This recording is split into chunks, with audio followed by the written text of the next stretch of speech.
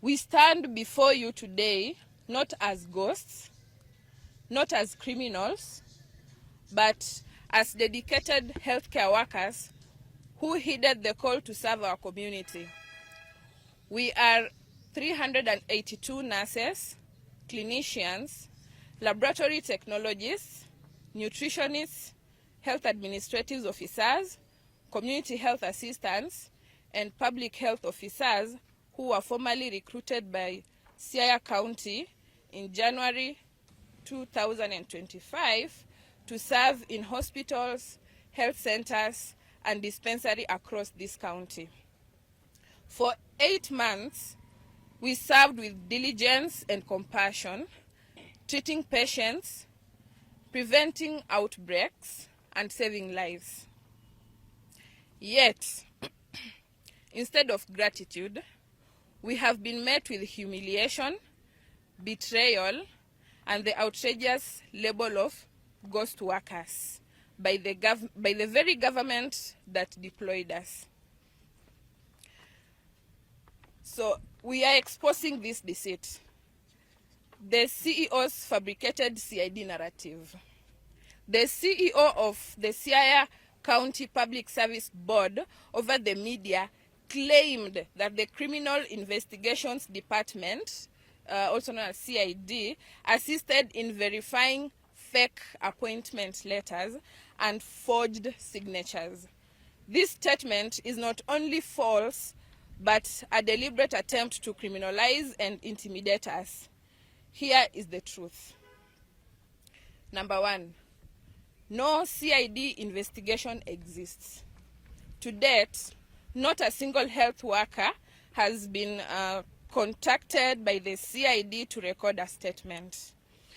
No one has been arrested or charged in court over these alleged forgeries.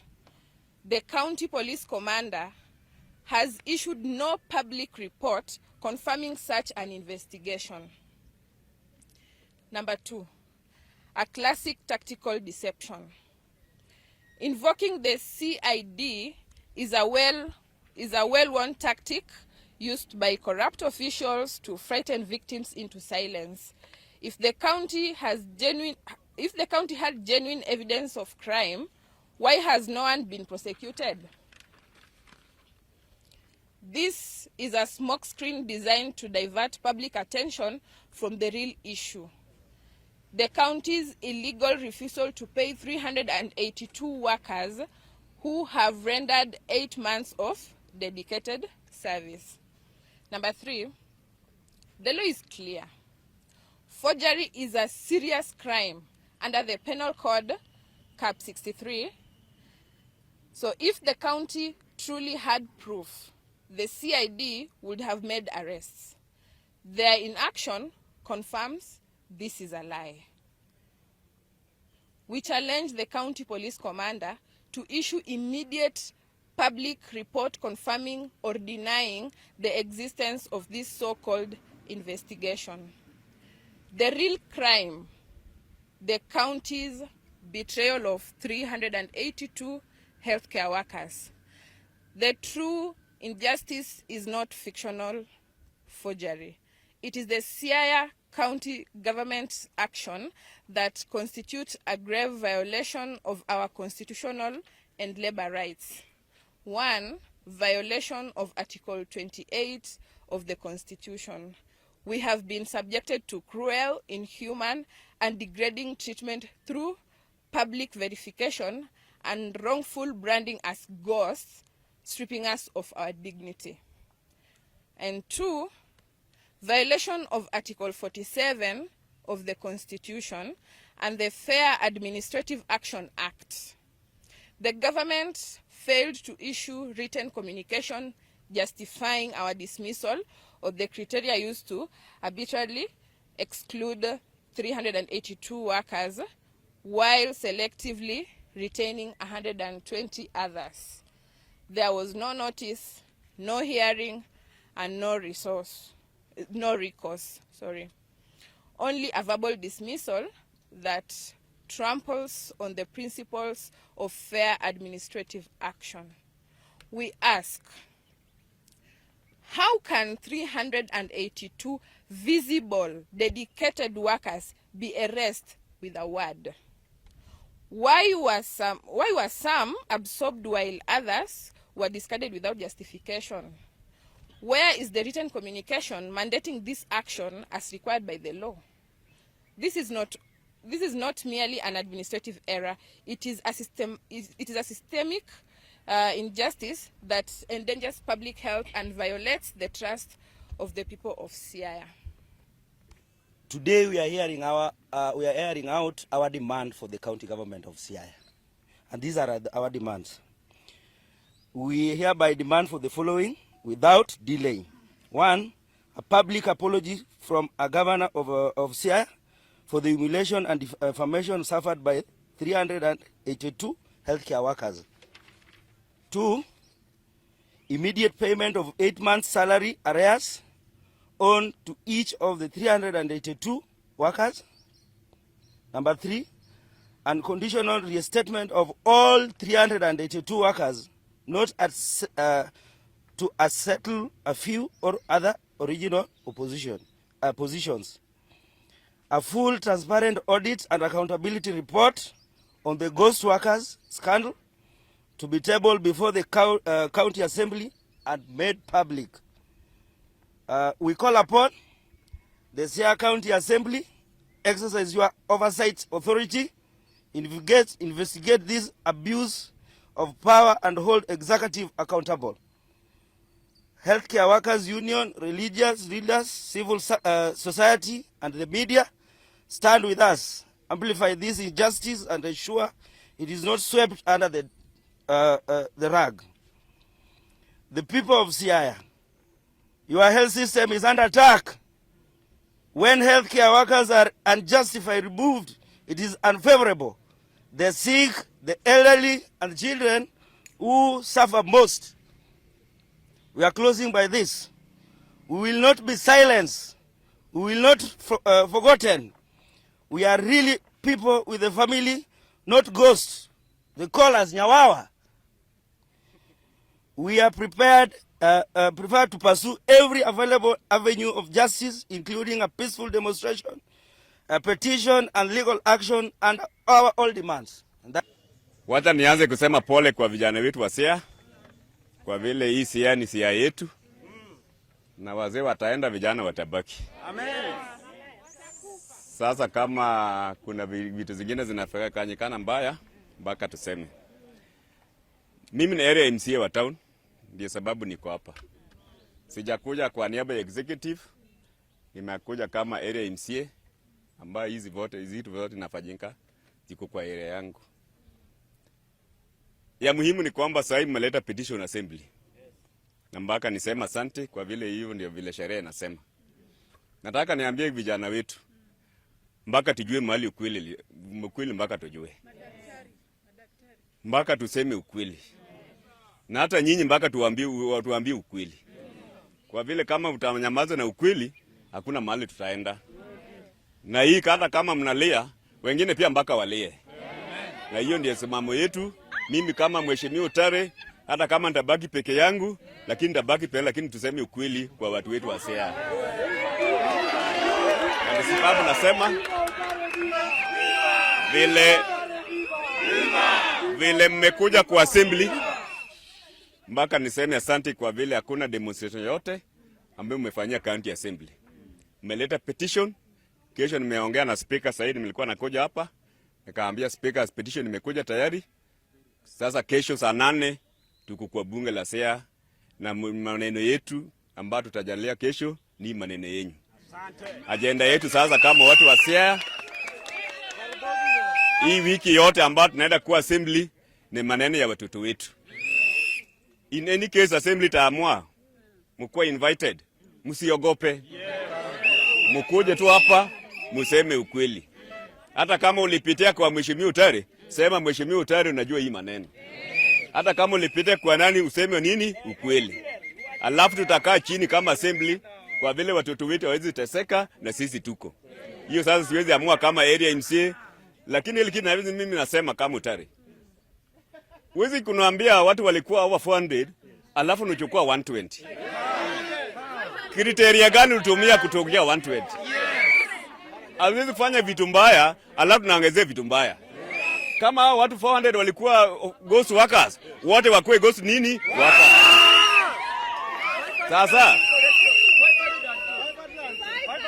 Sasa hizi tunataka list ya 502 vile umeandika. Na hiyo ndio list tutaenda through. Kwa vile kama ni mbaya itakuwa mbaya. Kama ni nzuri itakuwa nzuri. Lakini kama mheshimiwa Utari, siwezi taka jina ya governor iharibike juu ya watu wengine wachache. Mpaka tuone vile tunatengeneza jina ya governor afanye kazi yake na kila mtu abebe nini mzigo yake. Sisi tunajua vile Kenya iko. Every person is desperate for job.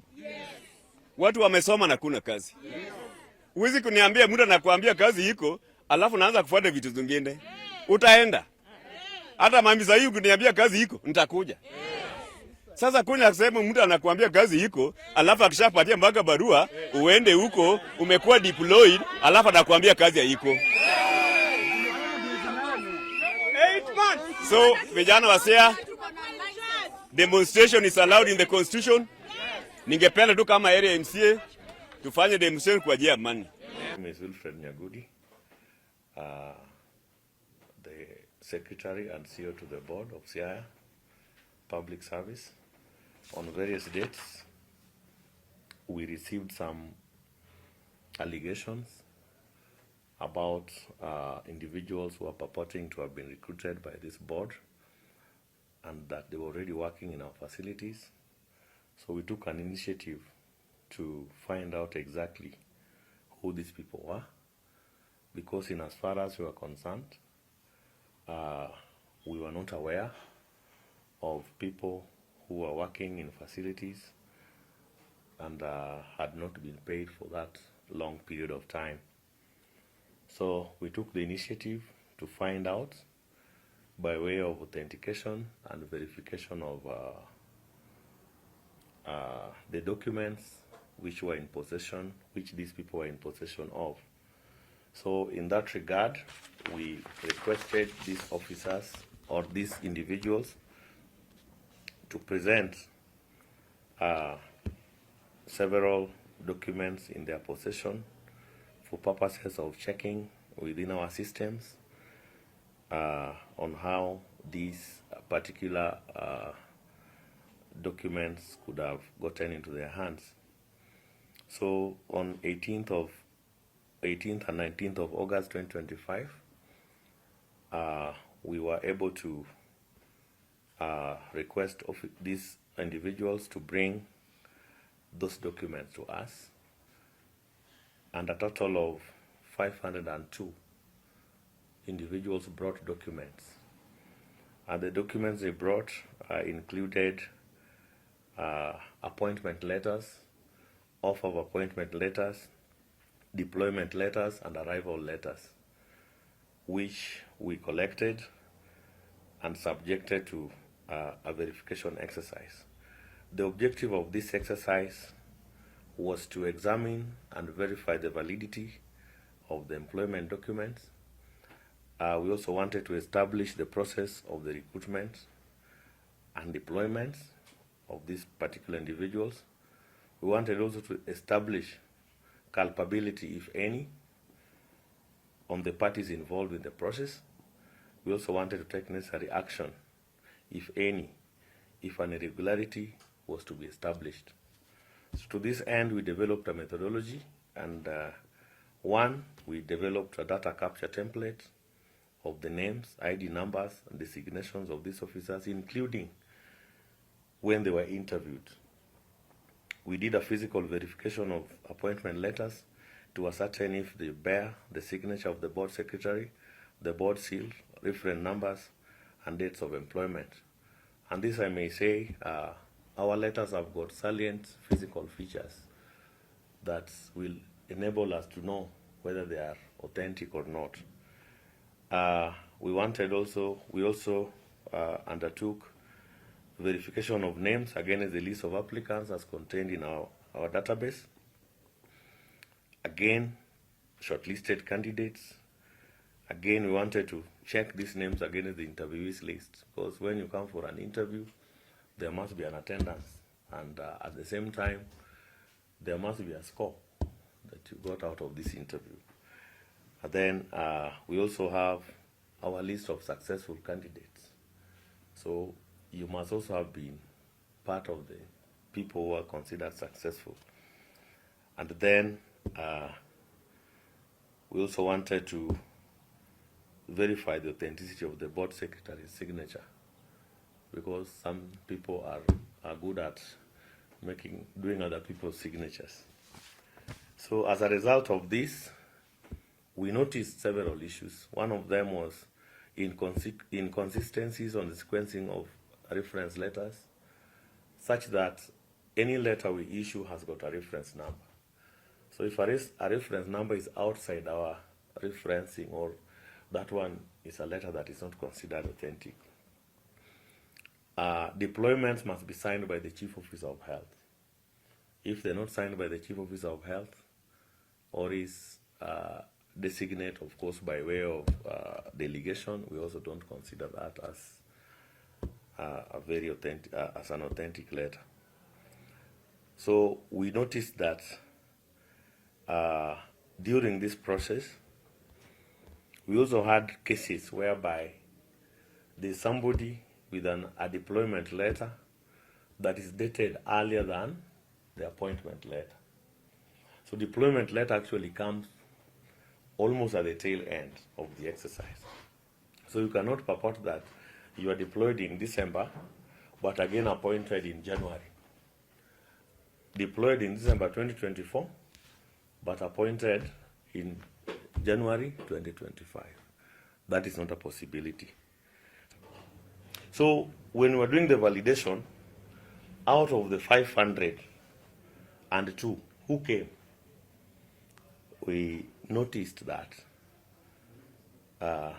382 did not have letters that originated from this board. 382. That leaves with 120.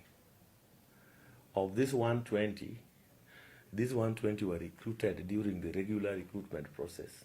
So as they were reporting, some people took advantage of that process and started generating letters that were not very authentic. So when these 120 were reporting, these people were also reporting with them. So we ended up having a mixture of people. That's why in the 502, we have some people without authentic letters. So there was that mixture of that confusion. So be it as it may, we decided therefore to set the record clear by inviting all these people and reading out the names of the successful candidates as contained in our records, as contained in our procedures. So that left now the group that now started complaining. So what did we do when we heard about this in the first time? In the face value, we realized that some individuals did not have authentic letters. So the first thing we did was to report to the DCI to investigate, because they are the people with those powers, to investigate these matters. And we even took samples of those letters for verification by those forensics. And your guess is as good as mine. Yeah, they were found not to be authentic. So with that, we therefore decided that we could have just taken a sample of 5 or 10. We realized that there could be a bigger problem out there.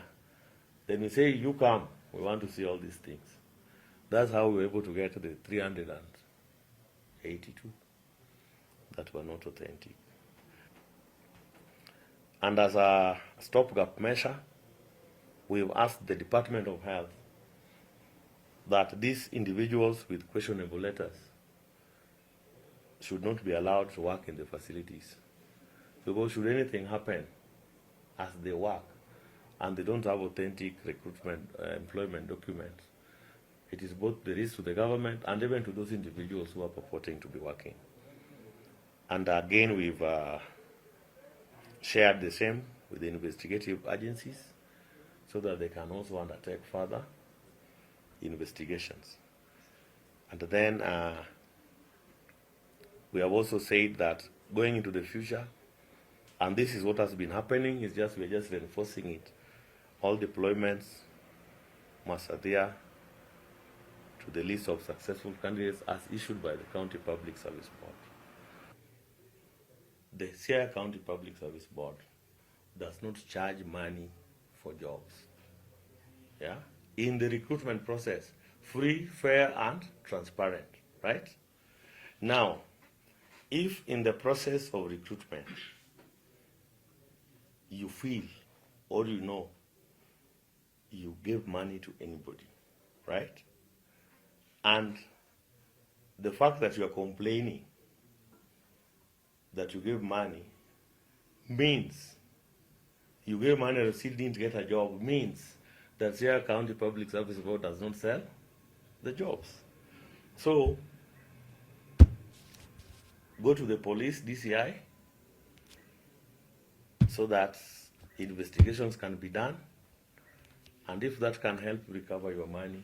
But I want to tell you, it is a criminal offense touching on both the giver and the recipient on issues to do with jobs in the public service, especially Siaya County Public Service Board. I have not received any letter here of anybody who has made a formal complaint against the board or myself in regards to fraud in the recruitment process.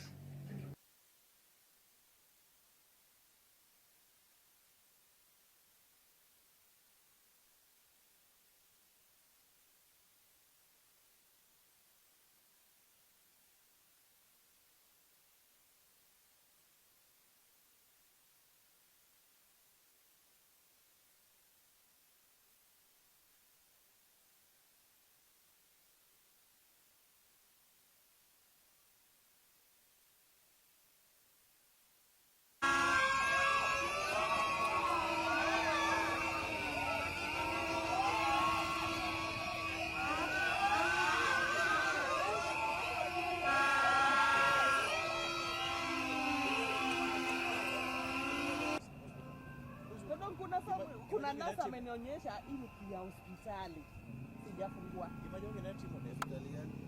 Ndio mkono pana kwa kare. Kama si mtoto wale wa mashinani. Wanasema mpaka mtu mweke in charge mahali.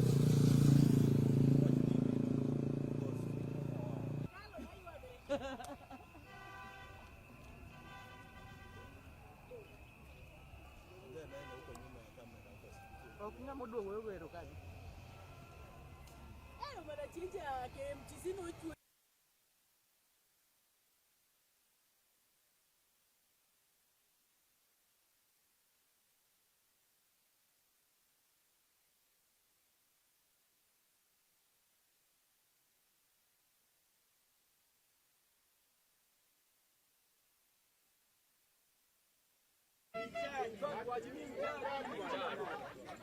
I hope he's yellow for the now. Are we supposed to read for them that? Yeah, Sitasimama Nyahudi akitawala. Sitasimama Nyahudi akitawala.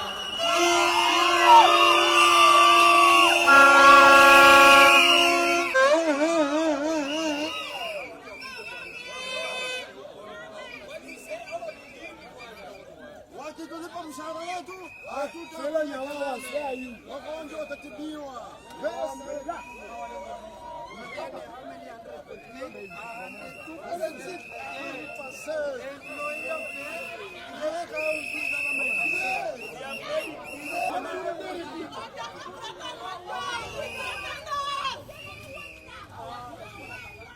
Kana